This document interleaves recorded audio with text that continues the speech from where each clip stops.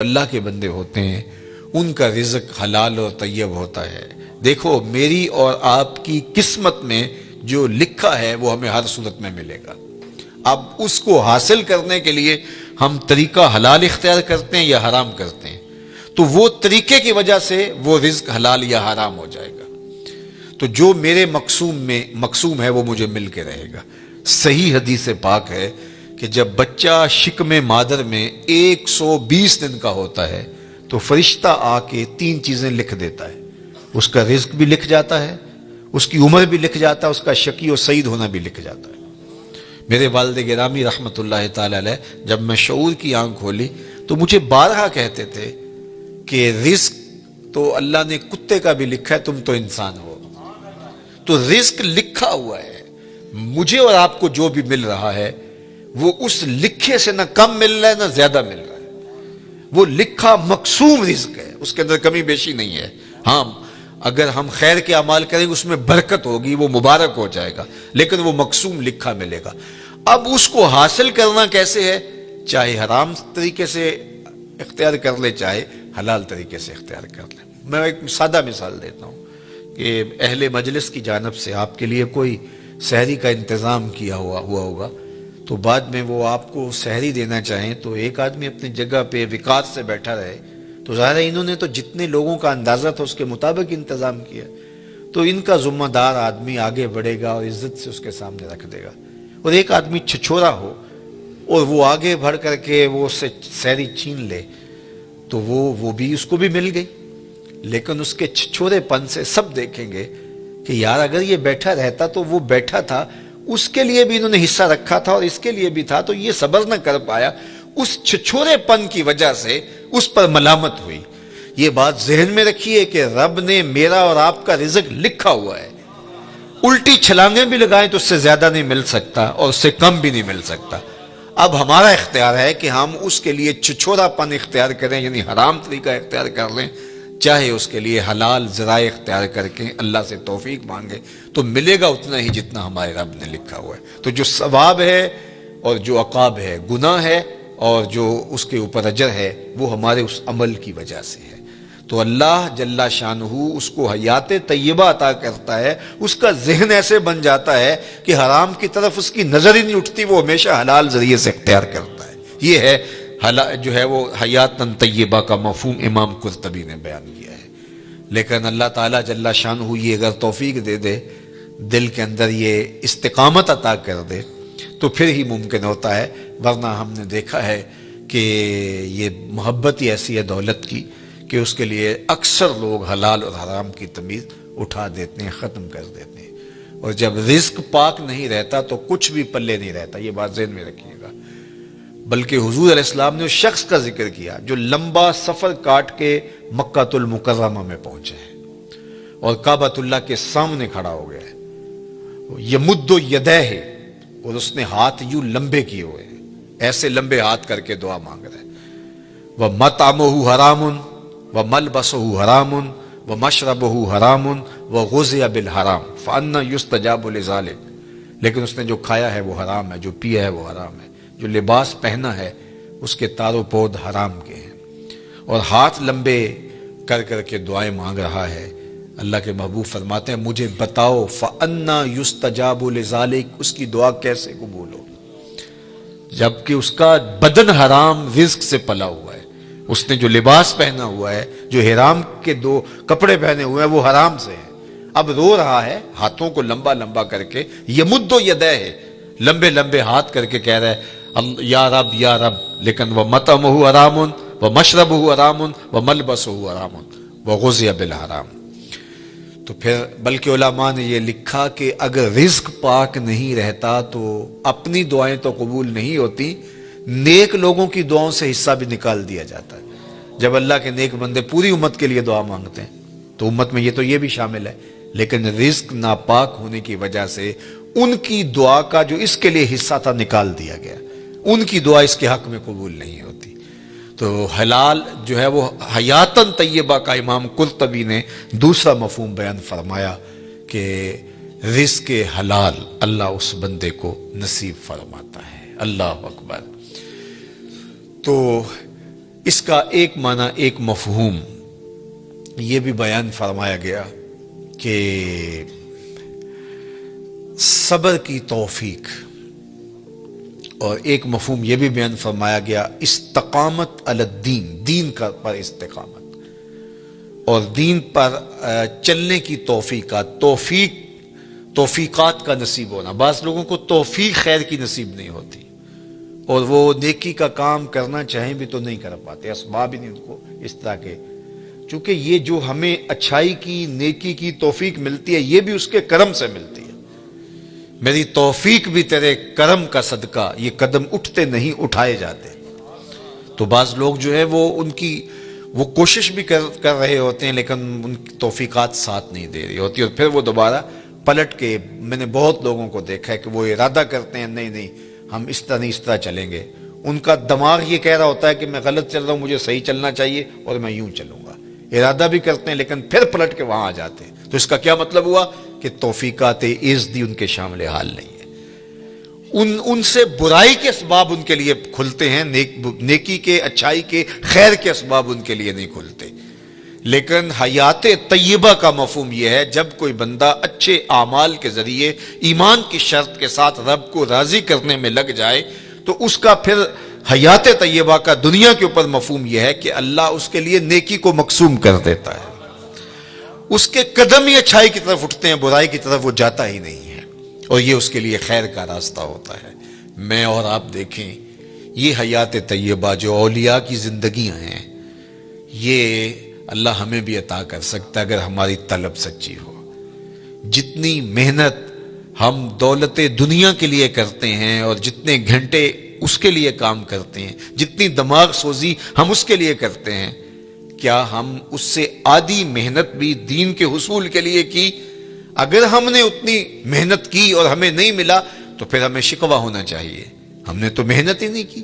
ہم کہتے ہیں یہ دین ویسے ہی مفت میں ہمارے ہاتھ آ جائے، کوئی محنت، کوئی مشقت نہ اٹھانی پڑے، جبکہ حصول زر کے لیے، حصول عزت کے لیے، دنیاوی مناصب کے لیے ہم کتنے پاپڑ بیلتے ہیں اور کیا کچھ نہیں کرتے۔ تو میں اور آپ دیکھیں کہ ہم نے اپنے آپ کو اچھائی کی راہوں میں ڈالنے کے لیے کیا عملی جد و جہد اور کوشش کی۔ اگر ہم نے کوشش کی تو میرا رب اس کوشش کے بدلے میں، اگر سچی کوشش ہو تو ضائع نہیں ہونے دیتا۔ والذین جاہدوا فینا لنہدینہم سبلنا، وہ لوگ جو اللہ کی راہ میں کوشش کرتے ہیں، اللہ فرماتا ہے میں ان کے لیے راستہ نہیں، راستے کھول دیتا ہوں، ایک راہ نہیں بلکہ سبلنا، ان کے لیے کئی راستے کھول دیتا ہوں، اور پھر ان کے لیے در کشادہ ہوتے چلے جاتے ہیں اور خیر کے دروازے کھلتے چلے جاتے ہیں۔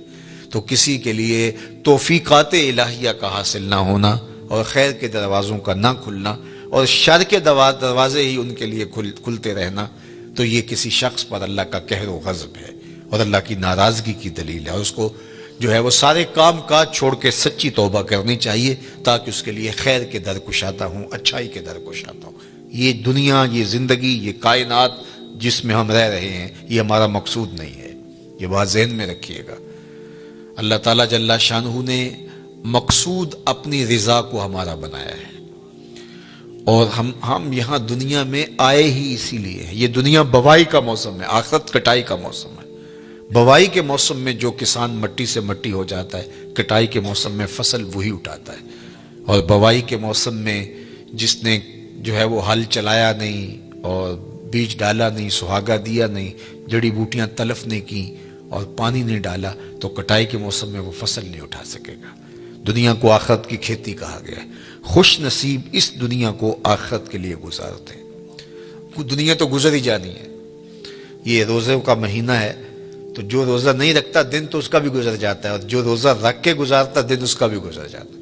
حضرت داتا گنج بخش علی حجویری علیہ رحمہ کے شیخ ابو الفضل الختلی فرماتے ہیں، دنیا یومن ولنا فیہا صومن، دنیا ایک دن ہے، ہم روزہ رکھ کے گزار رہے ہیں، گزر تو ہماری بھی جائے گی، اور جس نے عیش و عشرت میں گزاری گزر تو اس کی بھی جائے گی، لیکن آخرت کے مقابلے میں یہ دنیا ہے کتنی؟ اللہ اکبر! یہ ساری زندگی کتنی ہے؟ 60 سال، 70 سال، یہی ٹوٹل زندگی ہے نا، آج تو یہی زندگی ہے، چلو 100 سال لگا لیجئے گا، اور آخرت کا ایک دن مقدارہ 50,000 سنہ، قرآن نے کہا کہ آخرت کے ایک دن 50,000 سال کے برابر ہوگا. 50 سال کے برابر نہیں، 100 سال کے برابر نہیں، 50,000 سال کے برابر ایک دن. اور یہ ساری زندگی 60 سال کی، اور اس میں بھی 8 گھنٹے روز سوئیں تو تیسرا حصہ تو سو کے گزار دیا. تو اگر 60 سال زندگی ہے، 20 سال تو گزر گئے. 20 سال سو کے گزارے، باقی 40 سال ہے. اس میں کوئی بچپن کی مدہوشیاں، کوئی بڑھاپے کے دھکے. روزانہ 1 گھنٹہ بھی واش روم میں گزارے، 2 سال تو یہ بھی نکلتے ہیں. میرے ایک دوست نے مجھے حساب نکال کے دیا کہ 17 سال بچتے ہیں اگر 60 سال زندگی ہے. چلو 25 سال لگا لیں، 30 سال لگا لیں. وہ قصاب کہتا ہے یہ جو آپ کو جانور دے رہے ہیں نا، قربانی کے دن آ رہے ہیں آگے، تو وہ کہتا ہے یہ جو آپ کو بیل دے رہے ہیں یہ ویسے 5 من کا ہے، لیکن صافی گوشت 3 من نکلے گا. 2 من انتڑیوں میں چلا جائے گا، وہ سر اور پاؤں میں چلا جائے گا، باقی صافی گوشت جو ہے وہ 3 من ہے. زندگی یوں تو 60 سال کی ہے، لیکن صافی زندگی 30 سال کی، 25 سال کی، 20 سال کی، یہ ہے زندگی. اور وہ بھی ٹینشنوں سے بھری ہوئی، شریکوں نے مار دیا، کچھ چھوڑا ہی نہیں ہے. پریشانیاں، دکھ، خزیاں، ٹینشنیں، ہر وقت بھاگم بھاگ. چلو تخت پہ بیٹھ کے بھی گزاری. تو 60 سال زندگی میں سے 30 سال گزارے، صرف 30 سال یہی احتیاط سے گزارنے تھے، یہ نہ گزار سکا. اور وہ زندگی، اس کا پہلا دن مقدارہ 50,000 سنہ، 50,000 سال کے برابر ایک دن. ذرا حساب لگائے نا اس، اور وہ صرف ایک دن. اس کے بعد مینڈے کی شکل میں موت کو لا کے ذبح کر دیا جائے گا. موت آ گئی، موت کو بھی موت آ گئی، قصہ تمام. جہنم میں ہے تو پھنس گیا، مر بھی نہیں سکتا. اب تو مرنے سے بھی رہا نا. دنیا میں تو لوگ خودکشی کر لیتے ہیں، لوگ کیا کچھ نہیں کرتے. اب تو گھبرا کے یہ کہتے ہیں کہ مر جائیں گے. مر کے بھی چین نہ پایا تو کدھر جائیں گے. تو وہاں پھر موت بھی نہیں ہے. اور جن کو جنت کی راحت نصیب ہو گئی، پھر جو ہے وہ ان کے لیے ابدی اور سرمدی زندگی، نہ ختم ہونے والی زندگی. تو ذرا دیکھیے یہ زندگی کیا ہے، صحرا میں پڑے ہوئے ایک ذرے کے برابر بھی نہیں ہے. اور وہ زندگی نہ ختم ہونے والی، نقطہ انجام ہی نہیں. یہ زندگی اچھی گزرنی چاہیے. میں نہیں کہتا کہ یہ زندگی اچھی نہ گزرے، لیکن فرض کرو اگر اچھی نہ بھی گزری تو گزر ہی جائے گی نا. میر تقی میر نے کہا تھا، وہ ریشموں کم خواب میں سرمست ہیں تو کیا ہوا، رات اس کی بھی کٹ گئی جو کہ اور تھا. برہنہ بدن تھا، سردیوں کی رات تھی، زخم لگے تھے بدن پہ، بخار نے جو ہے وہ بے تاب کر رکھا تھا، اور کوئی باہر ریت کے اوپر پھینک گیا. تو کتنی لمبی رات ہوگی اس بیمار کے لیے جس کا کوئی تیماردار بھی نہیں ہے. ریت پہ کوئی پھینک گیا، بدن پر زخم ہے، چور ہے بخار سے، سردیوں کی لمبی رات ہے. سحر لانا کوئی آسان ہے؟ اللہ اکبر. جوئے شیر لانا، وہ جو غالب نے کہا تھا، وہ جوئے شیر لانے کے مترادف ہے. لیکن آخر کٹ ہی گئی نا. جتنی بھی لمبی رات ہے، نقطہ انجام تو ہوگا نا. لیکن وہ رات پڑ گئی تو اس کا نقطہ انجام نہیں ہے، وہ ختم ہی نہیں ہوگی. چونکہ موت کو بھی موت آ گئی. تو اس سے بڑا احمق کوئی نہیں جو اپنی آخرت کو برباد کرتا ہے. یہ دنیا سواریں، اچھی دنیا زندگی گزاریں، اللہ کی دی ہوئی نعمتوں سے بھرپور تلذذ حاصل کریں، لیکن آخرت کے سودے پر نہیں، آخرت کی قیمت پر نہیں. تو اللہ جل شانہ حیات طیبہ اپنے بندوں کو دیتا ہے کہ وہ اس زندگی کو آخرت کے لیے گزارتے ہیں. جہاں جتنا رہنا ہو وہاں اس حساب سے انتظام کیا جاتا ہے. میں ایک دفعہ اٹلی سے گزر رہا تھا تو مجھے وہاں کچھ نوجوان منڈی بہاؤالدین کے کہنے لگے کہ آپ ہمارے ساتھ اگر چائے پی لیں. تو میں نے کہا چلتے ہیں.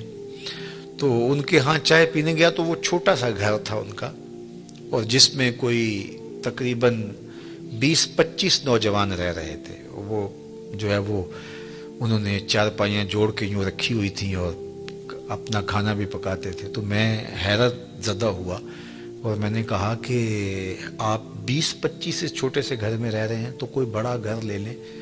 تو وہ مجھے ہنس کے کہنے لگے حضرت ہم یہاں کمائی کرنے آئے ہیں، عیش نہیں کرنے آئے. تو آپ اگر آئے نا ہمارے علاقے منڈی بہاؤالدین میں تو ہمارے 6 کنال کے بنگلے بن رہے. تو میں نے کہا یہی تو میں سمجھانے آیا ہوں کہ جہاں جتنا رہنا ہو وہاں اتنا انتظام کیا جاتا ہے. تو دنیا میں جتنا رہنا ہے ہم اتنا انتظام کریں. اصل ہماری منزل آخرت ہے، ہم وہاں پلٹ کے جانا ہے، وہاں ہمارے لیے تیاری ہو رہی ہو. یہ جہاں بھی اچھا وہ جہاں بھی اچھا، لیکن اس دنیا کو اس آخرت کی قیمت پہ نہیں گزارنا۔ یہی ولایت ہے، یہی اللہ کے ولی کرتے ہیں، وہ اس دنیا کی زندگی کو آخرت کے لیے گزارتے ہیں، تو پھر یہ زندگی بھی خوشحال۔ جب یہاں ہم جاتے ہیں 4 دن کے لیے، 5 دن کے لیے، تو جو ہے وہ خوش جاتے ہیں، خوش آ جاتے ہیں، نہ وہاں ان کے ملک کو چھوڑ کے آنے میں دکھ ہوتا ہے، نہ کوئی پریشانی ہوتی ہے، اس لیے کہ ہم آئے ہیں 4 دن پھرنے کے لیے، سیر کرنے کے لیے، واپس چلے گئے۔ لیکن اگر ڈیرا جما لیں تو پھر چھوڑنا بھی کتنا مشکل ہے۔ تو اللہ والوں کو دنیا چھوڑنا بھی اوکھی نہیں ہوتی، اس لیے کہ انہوں نے دل ہی نہیں لگایا ہوتا۔ بلال حبشی رضی اللہ تعالیٰ عنہ کا جب آخری وقت آیا، سانس ٹوٹنے لگی، تو زوجہ سرانے بیٹھی تھی، تو اس نے کہا واہ حزن ہو، ہائے افسوس، میرا شوہر مجھ سے جدا ہو رہا ہے۔ تو بلال حبشی رضی اللہ تعالیٰ عنہ کی ابھی سانسیں باقی تھی، تو آپ نے پلٹ کے اپنی بیوی کو دیکھا، کہا یہ کیا کہہ رہی ہو، واہ حزن ہو، ہائے افسوس۔ کہا ہاں آپ جا رہے ہیں، تو کہا نہیں یوں نہ کہو، بلکہ کہو واہ تربا ہو غدن القا محمدم و اصحابہ ہو۔ کہا مبارک ہو، میں تو اپنے آقا سے ملنے جا رہا ہوں۔ پھر موت جو ہے وہ تحفۃ المومن بن جاتی ہے۔ حضرت ابراہیم علیہ السلام کے پاس جب جبریل امین اسرائیل علیہ السلام آئے نا روح قبض کرنے کے لیے، تو کہا کدھر آئے ہو؟ کہا قبض روح کے لیے آیا ہوں۔ کہا واہ کمال ہے، میرا رب مجھے اپنا خلیل بھی کہتا ہے۔ خلیل عربی میں کہتے ہیں گوڑے دوست کو، وہ کہ جگری یار جس طرح ہوتا، تو وہاں تو یہ لفظ نہیں بولے جائیں گے، خلیل کہتے ہیں گہرے یار کو، گوڑے یار کو۔ تو اللہ نے حضرت ابراہیم کو اپنا خلیل بنایا۔ حضور فرماتے ہیں اگر اللہ کے علاوہ میں کسی کو خلیل بناتا تو ابو بکر کو بناتا، میرا خلیل صرف اللہ ہے۔ تو اللہ نے اپنا خلیل بنایا حضرت ابراہیم علیہ السلام کو۔ تو جب سندیسہ موت کا بھیجا اسرائیل کے ہاتھوں، تو کہا کہ وہ مجھے اپنا خلیل بھی کہتا ہے، اور ساتھ آپ کو بھی بھیج دیا۔ بھلا کوئی یار بھی یار کی موت چاہتا ہے؟ کیسا بھی کبھی ہوا ہے کوئی یار یار کی موت چاہے؟ تو کہا میں تو حکم کا پابند ہوں، حکم لے کے آ گیا اللہ کا، تو میں پھر چلا جاتا ہوں، جا کے پوچھتا ہوں کہ تیرا بندہ یہ کہہ رہا ہے۔ تو بارگاہ عزدی میں حاضر ہوئے کہ مالک تیرے خلیل نے یہ کہا ہے، کوئی یار بھی یار کی موت چاہتا ہے؟ کہا پھر جا اور میرے خلیل کو میرا سلام دے، اور کہہ کہ کبھی ایسا بھی ہوا ہے یار بلائے کوئی ملنے بھی نہ آئے؟ تو کہا کہ پھر دیر نہ کر، روح قبض کر لے۔ پھر روح بےتاب ہو گئی، جلدی کر۔ تو پھر دنیا پہ رہنا بھی کمال ہے، دنیا سے جانا بھی کمال ہے۔ فَلَنُحْيِيَنَّهُ حَيَاتًا طَيِّبَةً، پھر ستھری زندگی، ورنہ اس زندگی کے ہاتھوں لوگ تنگ ہوتے ہیں۔ وہ ساغر صدیقی نے کہا تھا کہ زندگی کاٹی ہے جبر مسلسل کی طرح، جانے کس جرم کی پائی ہے سزا یاد نہیں۔ تو پھر کہیں گے زندگی تو جبر مسلسل ہے، زندگی ہے یا کوئی طوفان ہے، ہم تو اس جینے کے ہاتھوں مر چلے۔ پھر زندگی طوفان بن جائے گی، زندگی عذاب بن جائے گی، لیکن اس کے ہو جاؤ زندگی بھی اچھی، آخرت بھی اچھی، یہ جہاں بھی اچھا وہ جہاں بھی اچھا۔ ربنا آتنا فی الدنیا حسنۃ وفی الآخرۃ حسنۃ۔ تو اللہ کا ولی اس جہاں میں بھی خوش ہوتا ہے، اس جہاں میں بھی خوش ہوتا ہے، حیات طیبہ اس کو عطا کر دی جاتی ہے۔ اللہ صاحب مزار کے درجات کو بلند فرمائے۔ شاد فرمایا من عمل صالحا من ذکر او انثی وہو مؤمن فلنحیینہ حیاتا طیبہ، جو کوئی اچھے عمل کرے، چاہے مرد ہو چاہے وہ عورت ہو، شرط ہے کہ وہ ہو مومن۔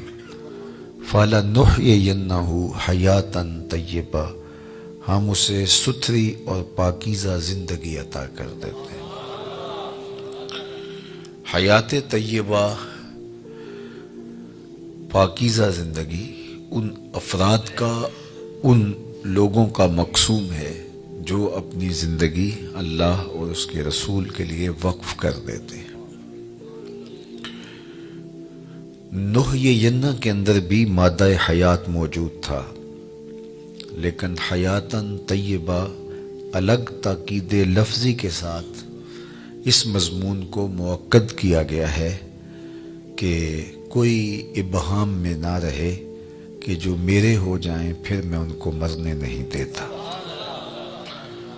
ان کو ابدی اور سرمدی فیضان نصیب کیا جاتا ہے، اور زمانے مٹ جاتے ہیں، زمانے پہ آنے والے لوگوں کے نشان باقی نہیں رہتے، لیکن ان کے نشانات میں مسخ نہیں ہونے دیتا۔ مٹ گیا مشتاق دل سے رنگ یاد رفتگاں، پھول مہنگے ہو گئے قبریں پرانی ہو گئی۔ کتنے لوگ آئے اور چلے گئے، زمانہ آج ان کا نام بھی نہیں جانتا، لیکن جنہوں نے اپنے دل کو اپنے مالک کے لیے وقف کر دیا، میرے رب کا وعدہ ہے ان کے نشان نہیں مٹنے دوں۔ آپ لاہور جاتے ہیں تو راوی کے اس پار جہانگیر کا مقبرہ ہے، بر ہند کا مطلق العنان حکمران، جس کے نقارے بجتے تھے اور پورا ہندوستان اس کے زیر نگیں تھا۔ موجودہ پاکستان، مشرقی پاکستان اور پورا انڈیا، برما، یہ سارے علاقے زیر نگیں تھے، نقارے بجتے تھے۔ لیکن آج اگر آپ وہاں جائیں تو قبر پہ حسرتیں برستی دکھائی دیں گے۔ دن کو جائیں یا رات کو، وہاں آپ کو روشنیوں کا اہتمام دکھائی نہیں دے گا۔ اب پارک بن گیا ہے، اس کے دم سے کچھ لوگوں کا آنا جانا زیادہ ہو گیا، لیکن خالص مزار کے احاطے میں آپ کو قرآن پڑھنے والے لوگ موجود نہیں ملیں گے، تاش کھیلنے والی ٹولیاں بیٹھی نظر آئیں گی۔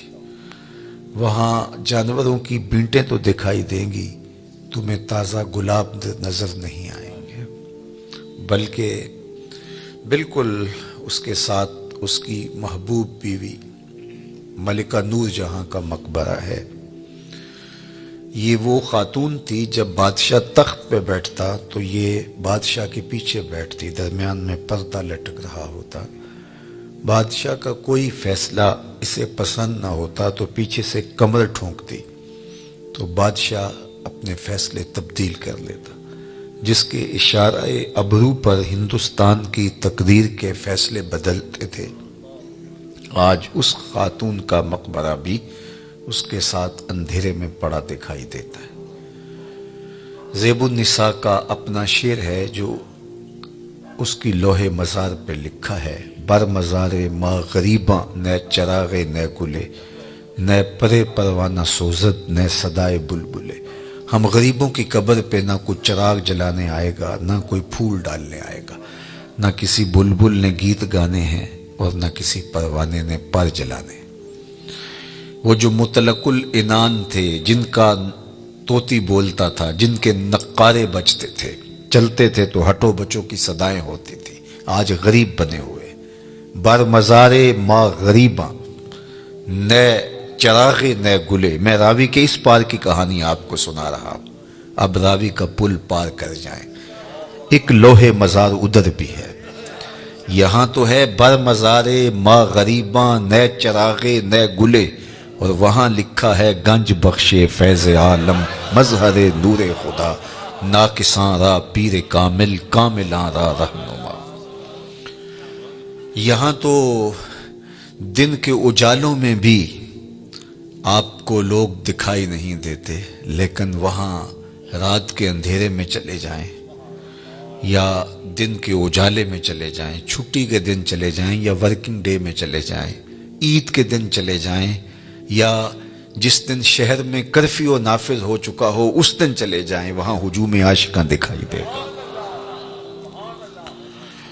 حتیٰ کہ حد ہو گئی کہ جب بدطینت لوگوں نے اپنی کارروائیوں کا رخ مزارات کی طرف کیا تو داتا گنج بخش علی حجویری علیہ رحمہ کے مزار پر بھی بم دھماکہ ہوا اور ساری رات لاشیں اٹھائی جاتی رہیں، لیکن جب صبح کا وقت آیا تو ساری مسجد نمازیوں سے بھری ہوئی تھی۔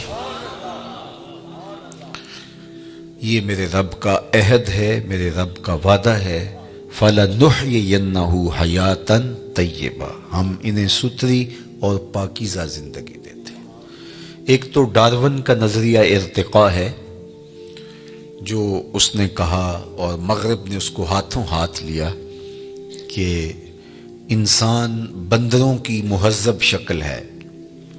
وہ کہتا ہے کہ یہ تہذیب پاتے گئے وقت کے ساتھ ساتھ اور آج موجودہ شکل میں ہے، یہ ہے اس کا نظریہ ارتقاء، کہ وقت کے ساتھ ساتھ جانور ترقی پاتے پاتے انسان کے روپ میں آ گئے، اور آج وہ بولتے بھی ہیں، معافی ضمیر کو بھی نوک زبان پہ لے آتے ہیں، ایجادات بھی کر رہے ہیں، لیکن ان کی جو ابتدا ہے صدیوں قبل، وہ کہتے ہیں کہ یہ بندروں کی مہذب شکل ہے اور باقی جانوروں کی مہذب شکل ہے، اور اس پر وہ دلائل دیتا ہے، اور ایک زمانے میں تو اس کے ارتقائی نظریے کو بڑی پذیرائی بخشی گئی، ہاتھوں ہاتھ لیا گیا، لیکن قرآن نے انسان کے عالی مرتبت آغاز کا ذکر کیا ہے کہ ابھی اس کا خمیر گویا جا رہا تھا، فرشتوں کی پیشانی کو سجدے کے لیے تیار کیا جا رہا تھا، اس کا آغاز ہی خوبصورت ہے۔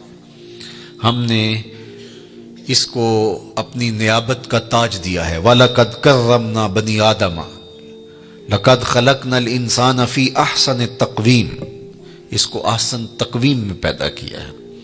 خیر، ایک تو ڈارون کا نظریہ ہے ارتقاء کا، لیکن ایک اقبال نے بھی نظریہ ارتقاء پیش کیا، وہ ڈارون کے نظریے سے ہٹ کے ہے۔ والدہ مرحومہ جب انتقال کر گئی علامہ اقبال علیہ رحمہ کی، تو انہوں نے ایک طویل مرثیہ ان کی یاد میں لکھا جو آج بھی کلیات میں موجود ہے، اس کا عنوان ہے والدہ مرحومہ کی یاد میں۔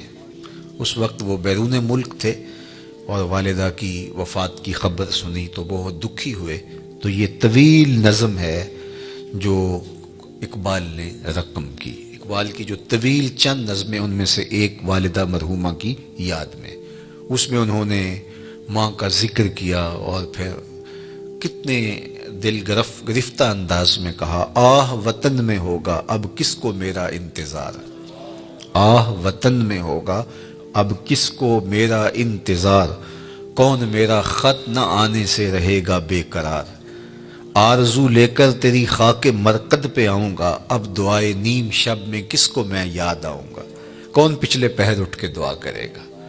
ہر ایک سے کہنا پڑتا نا میرے لیے دعا کریں، استاد سے بھی، مرشد سے بھی، دوست سے بھی، حاجی معتمر جا رہے ہیں تو ان سے بھی کہنا پڑتا ہے جناب جا رہے ہو وہاں دعاؤں میں یاد رکھنا، لیکن کبھی ماں کو بھی کہنا پڑا ہے کہ امی دعاؤں میں یاد رکھنا، اور ماں کے جب ہاتھ اٹھ جائیں تو اللہ خالی نہیں موڑتا، اور یہ لازمی نہیں ہے کہ ماں رابعہ بصریہ ہو تو پھر ہی دعا قبول ہوتی ہے، اپلے تھاپتی ہوئی ماں گوبر سے بھرے ہوئے ہاتھ بھی اٹھا دے اللہ انہیں بھی خالی نہیں موڑتا، ماں جب بولتی ہے تو اس کے لہجے میں جبریل بولتا ہے، ماں جب مسکراتی ہے تو لگتا ہے جنت کی ساری کلیاں کھل اٹھی ہیں، اللہ نے اس کے لہجے میں وہ درد، وہ درک، وہ محبت، وہ پیار رکھ دیا ہے۔ اللہ اکبر، عالی نصب ہوٹلوں میں کھانا کھانے میں وہ سرور کہاں جو چولہے پر بیٹھ کے ماں کے ہاتھوں سے پکی ہوئی چپاتیاں کھانے میں ملتا ہے، عالی جناب، حضرت صاحب، کیا کیا القاب دیے جاتے ہیں، لیکن ان لفظوں میں وہ لطف کہاں جو ماں کی زبان سے اوئے ببلو اور اوئے مٹھو میں رکھا ہوا ہے۔ اللہ اکبر، اونچی مسندوں پر بیٹھنے ہوئے وہ مزہ کیا جو ماں کے قدموں میں بیٹھنے میں نصیب ہوتا ہے۔ تو اقبال نے وہ طویل نظم لکھی، اور اس نظم کے اندر ہی اقبال نے نظریہ ارتقاء کو بیان کیا۔ یہ مضمون لمبا ہو جائے گا اگر میں اس کو تفصیل سے عرض کروں، تو اس میں اقبال نے جو ایک تو ڈارون کا نظریہ ہے ارتقاء کا کہ یہ مہذب شکل ہے بندروں کی اور دیگر جانوروں کی، لیکن اقبال نے جو نظریہ ارتقاء پیش کیا ہے وہ یہ ہے کہ ہر شے کی فطرت میں نمو کا جذبہ ہے، بڑھنے کا، آگے بڑھنے کا جذبہ ہے، اور وہ جذبہ ہی اس کی زندگی میں تحرک پیدا کیے رکھتا ہے۔ آگے بڑھنے کا جذبہ نہ ہو تو زندگی میں جمود طاری ہو جائے، کاروبار والے بھی آگے بڑھنا چاہتے ہیں، دین والے بھی آگے بڑھنا چاہتے ہیں، تو یہ انسانی زندگی کے اندر ایک جذبہ ہے نشو و نما کا، اور یہ ہر شے کے اندر اقبال کہتے ہیں، اور اس کی مثال وہ دیتے ہیں کہ ایک بیج کو آپ زمین کو پھاڑ کر اس کے اندر ڈالتے ہیں تو بیج اس حالت میں مطمئن نہیں رہتا، جب اس کو نمی اور حرارت ملتی ہے تو وہ زمین کا کلیجہ چیر کر کے ایک کونپل کی شکل میں باہر آتا ہے، تو وہ پہلی صورت سے بہتر صورت ہے اس کی۔ یہ نشو و نما کا جذبہ تھا جس نے اس کو زمین سے باہر آنے کے لیے مجبور کیا۔ پھر اس کے بعد اس پہ بھی مطمئن نہیں ہوتا، کونپل سے شاخ بنتی ہے، شاخ سے تنا بنتا ہے، پھر پتے نکلتے ہیں، اس پہ بھی اطمینان نہیں، پتوں پر پھر کلیاں آتی ہیں، اس پہ بھی اطمینان نہیں، کلیوں سے پھول بنتے ہیں، اس پہ بھی اطمینان نہیں، نشو و نما کا جذبہ آگے بڑھنے کا، پھولوں سے پھر پھل بنتے ہیں۔ یہ اس درخت کا نقطۂ کمال ہے۔ اب جب اس نشو و نما کا جذبہ اس کی فطرت میں موجود ہے اور آگے وہ بڑھ نہیں سکتا، پھل سے آگے کدھر جائے، تو وہ پھل پک کے دوبارہ پھر بیج بنتا ہے اور پھر دوبارہ تہے مزار آتا ہے، دوبارہ پھر جو ہے وہ زمین میں آتا ہے، اور زمین میں آ کے پہلے ایک تھا، اب وہ باغ کی شکل میں نمودار ہوتا ہے۔ تو یہ فطرت ہے ہر شے میں۔ اقبال نے مثال جو ہے وہ درخت سے دی، فطرت ہستی شہید آرزو رہتی نہ ہو۔ اگر آپ کی توجہ ہو، فطرت ہستی شہید آرزو رہتی نہ ہو، خوب تر پیکر کی اس کو جستجو رہتی نہ ہو، موت کو سمجھا ہے غافل اختتام زندگی، یہ ہے شام زندگی صبح دوام زندگی، اور یہی ہے فَلَنُحْيِيَنَّهُ حَيَاتًا طیبہ۔ کہا جو میرے ہوتے ہیں پھر میں ان کو مٹنے نہیں دیتا، ان کو ایسی زندگی دیتا ہوں کہ جو قابل رشک ہوتی ہے۔ زمین پر چلنے والے بھی وہ اعزاز نہیں رکھتے جو قبروں کے اندر موجود رہنے والے اعزاز پاتے ہیں۔ اللہ اکبر۔ تو جو ان سے وابستہ ہو جائے، اللہ اس کے رسول سے وابستہ ہو جائے، ان کو پھر وہ مٹنے نہیں دیتا، ورنہ دنیا کے اوپر شہنشاہوں کے نام مٹ گئے۔ میں آپ سے پوچھوں، جس زمانے میں میرے حضور تشریف لائے تھے اس زمانے کے خاقان کا نام کیا تھا؟ تو شاید آپ معذرت کر لیں کہ ہمارا تاریخ کا مطالعہ تو ضرور ہے، لیکن اتنی گہرائی کہ ہم نام تک یاد رکھیں یہ نہیں ہم بتا سکتے۔ چلو میں پوچھتا ہوں، اس دور کے کیسر کا نام کیا تھا؟ اس دور کی سپر طاقت تھی رومن امپائر، اس دور کی سپر طاقت تھی اور اس کا حکمران۔ تو کہا کہ نہیں جناب، ہم اس دور کے کیسر کا نام نہیں جانتے، اس دور کے خاقان کا نام نہیں جانتے۔ چلو میں نے پوچھ لیا، اچھا اس دور کے کسرا کا نام کیا تھا؟ دوسری سپر طاقت کسرا ایران تھی، اس کے شہنشاہ کا نام کیا تھا؟ تو آپ نے اس پہ بھی معذرت خواہانہ رویہ اختیار کیا اور آپ کے چہرے بتا رہے ہیں کہ جناب ہم نہیں جانتے۔ جس دور میں میرے حضور آئے اس دور کی دو سپر طاقتوں کے حکمرانوں کے نام میں اور آپ نہیں جانتے۔ بہت کم لوگ ہیں۔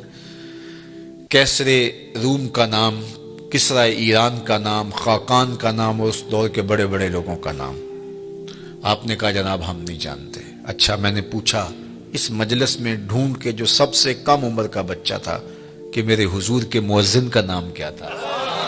تو اس نے سر اٹھا کے کہا بلال حبشی۔ تو یار سلطنت روم کے شہنشاہ کا نام تو زمانے کو یاد نہیں ہے، کیسر روم کا نام اور کسرا ایران کا نام تو زمانے کو یاد نہیں ہے، لیکن میرے حضور کے مؤذن کا نام آج بھی زمانے کو یاد ہے۔ اللہ اکبر۔ میں ساری دنیا تو نہیں گھوما لیکن آدھی کے قریب تو دنیا میں نے دیکھی ہے۔ جس ملک میں بھی گیا ہوں بلال حبشی کے نام کی مسجد ضرور دیکھی ہے۔ اقبال یہ کس کے عشق کا فیض عام ہے، اقبال کا لہجہ دیکھیے، اقبال یہ کس کے عشق کا فیض عام ہے، رومی فنا ہوا حبشی کو دوام ہے۔ کہ رومی شہنشاہ کا تو نام بھی زمانہ نہیں جانتا، لیکن بلال حبشی کا نام آج بھی دلوں کی تختیوں کے اوپر لکھا ہوا ہے۔ اللہ اکبر۔ ہمارے بزرگ فرماتے تھے کہ رنگ کالا تھا لیکن تھا کرموں والا، ہونٹ موٹے تھے، اللہ اکبر، ناک چپٹی تھی، لیکن نسبت رسول کی وجہ سے عزت کا وہ مقام ملا کہ آج بھی دل میں بلال حبشی کا نام آتے عشق جاگ اٹھتا ہے۔ وہ محبت، وہ پیار، وہ الفت اللہ جل شانہ نے حضور کے ساتھ ان کو جو نصیب کی تھی، اور اس کا صلہ کہ آج بھی ان کا نام ذکر ہے۔ تو کہا جو میرے ہو جائیں پھر میں ان کو مرنے نہیں دیتا، ورنہ دنیا کے اوپر تو سارے مرنے کے لیے آئے ہیں۔ شہنشاہ، کج کلا، بادشاہ، شاعر، ادیب، فلسفی، دانشور، کہاں آج زمانہ انہیں جانتا تک نہیں ہے، لیکن وہ لوگ جنہوں نے اپنی زندگیاں اللہ اور اس کے رسول کے نام وقف کی۔ دولت انسان کو لافانی نہیں کرتی، اقتدار سے انسان کا نام باقی نہیں رہتا۔ بڑے اقتدار والے آئے اور زمانہ ان کو بھول گیا۔ ایک خاتون جو ہے وہ ڈھونڈ رہی تھی یونان کے اندر قبر، کسی نے کہا بڑھیا کیا ڈھونڈ رہی ہو؟ کہا یہاں میرا بیٹا سکندر دفن ہے. کہا کس سکندر کی بات کر رہے؟ یہاں تو بڑے بڑے سکندر چلے گئے، شہنشاہ چلے گئے، کج کلا چلے گئے، مٹ گیا مشتاق دل سے رنگے یاد رفتگاں، پھول مہنگے ہو گئے، قبریں پرانی ہو گئی. اور میاں صاحب کہتے ہیں جنہ باجوں اسی پل نہیں سا جیندے، شکلاں یاد نہ رہیاں، سہ سہ جوڑ سنگت دے ڈٹھے، اوڑک وتھاں پئیاں، جنہ باجوں ایک پل نہیں سا جیندے، شکلاں یاد نہ رہیاں. ہم تو اپنے سکے عزیزوں کو بھول جاتے ہیں، لیکن یہ کون لوگ ہیں کہ جو فراموش نہیں ہوتے؟ اس لیے فراموش نہیں ہوتے کہ انہوں نے اس ذات کے ساتھ اپنے تعلق کو مضبوط کر لیا ہے کہ اس کے ساتھ جڑا ہوا تعلق کبھی فنا نہیں ہوتا. اچھا، میں ایک قبرستان میں گیا تو وہاں مختلف شہنشاہوں کی اور بادشاہوں کی قبریں تھی، اور لکھا تھا سابقہ حکمراں فلاں، سابقہ حکمراں فلاں. اور آپ بھی دیکھتے ہیں کہ سابقہ چیف جسٹس، سابقہ وزیر اعظم، سابقہ وزیر خارجہ. تو میں کہتا ہوں یہ سارے سابقہ ہو جاتے ہیں. اللہ کا ولی قبر میں جا کے بھی سابقہ ولی نہیں ہوتا. کسی قبر پہ آپ نے یہ نہیں دیکھا ہوگا کہ سابقہ ولی لکھا ہو. سابقہ وزیر اعظم ہوتا ہے، سابقہ جرنیل، سابقہ چیف آف آرمی اسٹاف، سب سابقہ ہے، ان کے ساتھ سابقہ لگ جاتا ہے. لیکن جو اللہ کا ہو جائے پھر اللہ اسے سابقہ نہیں ہونے دیتا. وہ قبر سے باہر بھی ولی ہوتا ہے، قبر کے اندر اتر کے بھی ولی ہوتا ہے. فَلَنُحْيِيَنَّهُ حَيَاتًا طَيِّبَةً، فطرت ہستی شہید آرزو رہتی نہ ہو، خوب تر پیکر کی اس کو جستجو رہتی نہ ہو. موت کو سمجھا ہے غافل اختتام زندگی، یہ ہے شام زندگی صبح دوام زندگی. یہ ایسی زندگی نصیب ہو جاتی ہے کہ جو انہی کا مقصود ہوتا ہے. تو آئیے میں اور آپ اپنی زندگی کو اللہ اور اس کے رسول کے نام کر دیں، ورنہ وہ کیا کہتے ہیں کہ آج مرے کل دوسرا دن. تو زندگی تو ختم ہو جائے گی، ٹوٹ کے بکھر جانے والا خواب ہے.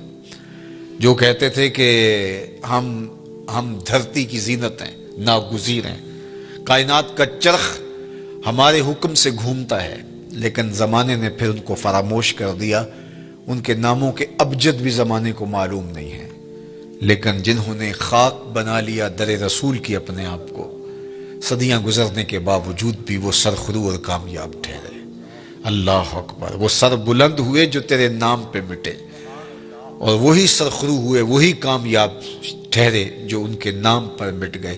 ورنہ دنیا کے اوپر آنے والے سب لوگ ختم ہو گئے، اور سب لوگ جو ہے وہ مٹ گئے، ان کا وجود اور تشخص بھی باقی نہ رہا. تو میں اور آپ اہل اللہ کی قبروں پر جانے سے ہمیں یہ ترغیب ملتی ہے کہ ہم اپنی زندگیوں کو اللہ اور اس کے رسول کے نام کر دیں. شکستہ قبریں بھی، ٹوٹی ہوئی قبریں بھی ہمیں عبرت دیتی ہیں. آقا کریم نے ایک زمانے میں منع کیا تھا قبروں پر جانے سے، اور پھر ایک وقت گزرنے کے بعد دوبارہ حکم دے دیا، کنت نہیتکم عن زیارت القبور فزوروہا. میں تمہیں قبروں پر جانے سے روکا کرتا تھا، لیکن اب میں تمہیں حکم دیتا ہوں کہ قبروں پر جایا کرو. اور اس کی وجہ بیان فرمائی، اس لیے لأنہا تذکر الآخرہ، قبریں تمہیں آخرت کی یاد دلاتی. تو جو شکستہ ٹوٹی ہوئی قبریں ہوں گی وہ بھی یاد دلائیں گی یہ کتنے ناگزیر ہوتے تھے. آج ان کے کفن بھی تار تار ہو گئے. اللہ اکبر. حضرت غوث اعظم الشیخ عبد القادر الجیلانی علیہ رحمہ و رضوان فرماتے ہیں، جاؤ قبرستانوں میں جا کر کے دیکھو کیسے کیسے حسینوں کی مٹی خراب ہو رہی ہے. جو بدن پہ چٹکی مٹی بھی نہیں پڑنے دیتے تھے، آج کفن بھی تار تار ہو گئے.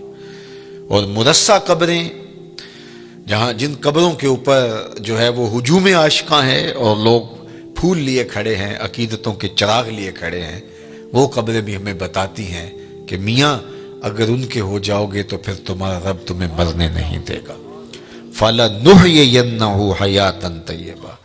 نُحْيِيَنَّ کے اندر جو ہے وہ تاکید ہے. نُحْيِيَنَّ اس کو نون ثقیلہ تاکید کا کہتے ہیں، لیکن آگے موقد بھی کیا گیا حیاتاً طیبہ سے. اللہ اکبر. اچھا، امام قرطبی علیہ رحمہ نے اس کے تحت بڑی نفیس گفتگو کی ہے. وقت کی نزاکت ہے کہ میں تفصیل سے عرض نہیں کر پاتا، لیکن انہوں نے کہا کہ جب وہ دنیا میں رہتے ہیں تو ان کی زندگی حیات طیبہ ہوتی ہیں، دنیا کے اندر بھی حیات طیبہ جی رہے ہوتے ہیں، لوگ ٹینشنوں سے مر رہے ہوتے ہیں اور وہ عیش کی زندگی گزار رہے ہوتے ہیں.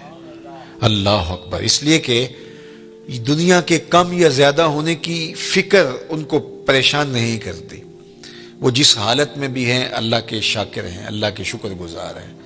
تو فرمایا کہ حیاتاً طیبہ کا جو مفہوم بیان کیا تو کہا کہ اس کا ایک مفہوم یہ ہے کہ اللہ انہیں استغنا کا نور عطا کر دیتا ہے. استغنا کیا ہے؟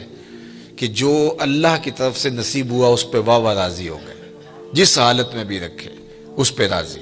مل گیا تو پھر بھی ٹھیک، نہیں ملا تو پھر بھی ٹھیک، کہ یہ دونوں حالتیں اس کی طرف سے ہیں تو بس مجھے مل گیا تو تا بھی ٹھیک، نہیں ملا تو. اور اس کے برعکس لالچ، تو لالچ جو ہے وہ زندگی میں کبھی بھی بندے کو چین اور سکون نہیں لینے دیتا. حل من مزید، آگے بڑھنے کی اور زیادہ دولت کی خواہش اس کو بے سکون رکھتی ہے. کوزائے چشم حریصاں پر نشد، تا صدف کانے نشد پر در نشد. رومی علیہ رحمہ فرماتے ہیں حریص کی آنکھ کا پیالہ نہیں بھرتا. اور اس کی وجہ کیا؟ فرماتے ہیں کہ جو آنکھ ہے اس کو صبر کا پانی بھرتا ہے. پیٹ بھر جاتا ہے، آنکھ نہیں بھرتی. تو اس کو صرف صبر کا پانی بھرتا ہے، یہ قبر کی مٹی بھر سکتی ہے. ورنہ جو ہے وہ آرزویں انسان کو دیوانہ رکھتی ہیں، اور دولت ہونے کے باوجود بھی قرار قلب نصیب نہیں ہوتا. اور دوسری جانب جس کو استغنا کی دولت نصیب ہو گئی تو پھر وہ جس حالت میں بھی ہے اس کو قرار قلب نصیب ہے. تو طمانیت قلب یہ دولت ہے. تو یہ اللہ اس بندے کو دیتا ہے جو ایمان کی شرط پر صالح اعمال بجا لاتا ہے. پھر اس کے پاس تھوڑا ہے تو پھر بھی خیر ہے، زیادہ ہے تو پھر بھی خیر ہے. اگر زیادہ ہے تو اللہ کی مخلوق کے لیے نفع کا ذریعہ ہے، اگر تھوڑا ہے تو پھر بھی وہ اس پر صبر اور شکر کرتا ہے. اللہ اکبر. تو ایک معنی اس کا استغنا بیان فرمایا. دوسرا معنی الرزق الحلال، امام قرطبی نے بیان